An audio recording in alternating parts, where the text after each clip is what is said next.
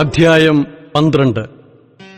സഹോദരന്മാരെ, ഞാൻ ദൈവത്തിന്റെ മനസ്സലിവ് ഓർപ്പിച്ച് നിങ്ങളെ പ്രബോധിപ്പിക്കുന്നത്, നിങ്ങൾ ബുദ്ധിയുള്ള ആരാധനയായി നിങ്ങളുടെ ശരീരങ്ങളെ ജീവനും വിശുദ്ധിയും ദൈവത്തിന് പ്രസാദവുമുള്ള യാഗമായി സമർപ്പിപ്പിൻ. ഈ ലോകത്തിന് അനുരൂപമാകാതെ നന്മയും പ്രസാദവും പൂർണ്ണതയുമുള്ള ദൈവഹിതം ഇന്നതെന്ന് തിരിച്ചറിയേണ്ടതിന് മനസ്സ് പുതുക്കി രൂപാന്തരപ്പെടുവിൻ. ഭാവിക്കേണ്ടതിനു മീതെ ഭാവിച്ചുയരാതെ ദൈവം അവനവന് വിശ്വാസത്തിന്റെ അളവ് പങ്കിട്ടതുപോലെ സുബോധമാകും വണ്ണം ഭാവിക്കണമെന്ന് ഞാൻ എനിക്ക് ലഭിച്ച കൃപയാൽ നിങ്ങളിൽ ഓരോരുത്തരോടും പറയുന്നു.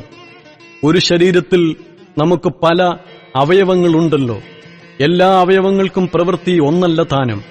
അതുപോലെ പലരായ നാം ക്രിസ്തുവിൽ ഒരു ശരീരവും എല്ലാവരും തമ്മിൽ അവയവങ്ങളുമാകുന്നു.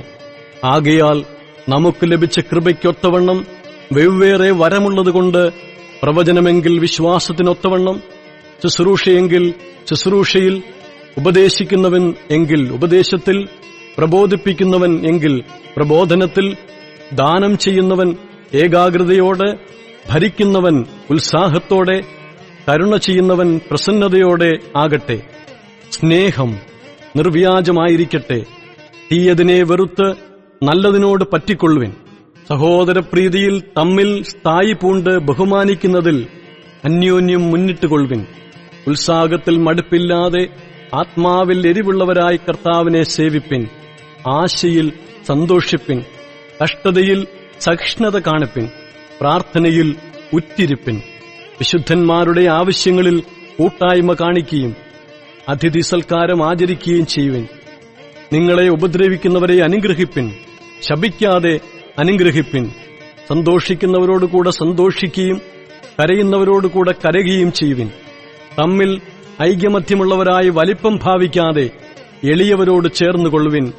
നിങ്ങളെ തന്നെ ബുദ്ധിമാന്മാർ എന്ന് വിചാരിക്കരുത്.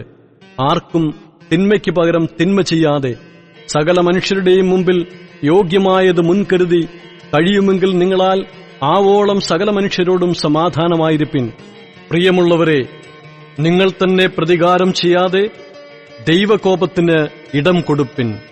പ്രതികാരം എനിക്കുള്ളത്, ഞാൻ പകരം ചെയ്യും എന്ന് കർത്താവ് അരുളി ചെയ്യുന്നു. എന്നാൽ നിന്റെ ശത്രുവിന് വിശക്കുന്നുവെങ്കിൽ അവന് തിന്മാൻ കൊടുക്ക, ദാഹിക്കുന്നുവെങ്കിൽ കുടിപ്പാൻ കൊടുക്ക. അങ്ങനെ ചെയ്താൽ നീ അവന്റെ തലമേൽ തീക്കനൽ കുന്നിക്കും എന്നെഴുതിയിരിക്കുന്നുവല്ലോ. തിന്മയോട് തോൽക്കാതെ നന്മയാൽ തിന്മയെ ജയിക്കുക.